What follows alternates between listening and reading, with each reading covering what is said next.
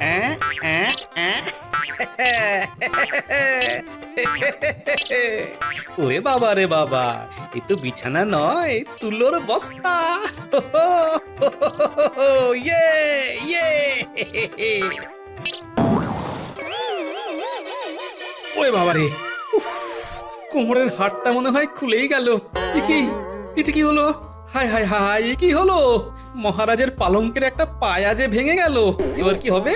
মহারাজ যদি জানতে পারেন যে তার সাধের পালঙ্কের আমি এই অবস্থা করেছি, তাহলে তো আমার অবস্থা শেষ। ইস, কেন যে এই বয়সে এসে এত লম্ফঝম্প করতে গেলাম। না না, ব্যাপারটা সামলাতে হবে।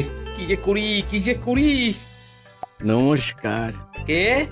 আমি আমি শ্যাকরা রামকানাই কর্মকার।